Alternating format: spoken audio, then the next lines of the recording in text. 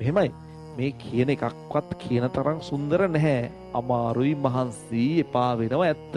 ඒව ලොකුවට හිතන්න යන්න එපා. ඒක ඔයාටත් එකයි මටත් එකයි. ඔයා හිතනවා දැන් මම මේ රෑ හිටගෙන ඉන්නේ.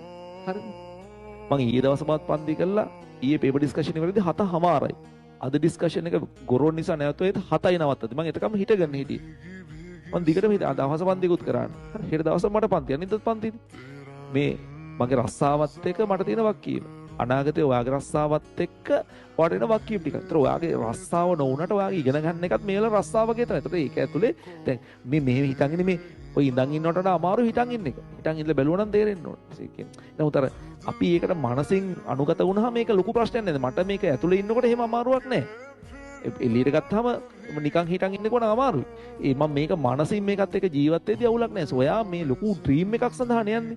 ලොකු ගමනක් සඳහා යන්නේ. මම ওই පන්ති රිවිෂන් එකට ආවෙත් කිව්වා. හරිද? අපේ යාළුවෝ දැන් ඔයගොල්ලෝ දන්න ෆැකල්ටිස් වල ෆැකල්ටි වල පීඩා මේ ඩීන්ලා ඉන්නවා. පීඩා දීලා දෙනවා. ඩිපාර්ට්මන්ට් හෙඩ්ලා ඉන්නවා. අපිත් එක්ක ඉස්කෝලේ යන කාලේ සාමාන්‍ය ටිකවල. ඔයාගේ කතාවත් එහෙම තමයි. ඔයා අනාගතේ ඔයා ෆැකල්ටි එක ඩීන් කෙනෙක් වෙයි. පීඩාධිපති කෙනෙක් වෙයි. තව එක්කෙනෙක් මොකක් හරි ෆැකල්ටි එක ඩිපාර්ට්මන්ට් ඔෆ් හෙඩ් වෙයි. හරිද? තාම මොනවා කරේ එක්කෙනෙක් අපි දන්න කම්පැනි එක ඔයා දැන් අහලා තියෙන කම්පැනි CEO කෙනෙක් වෙයි.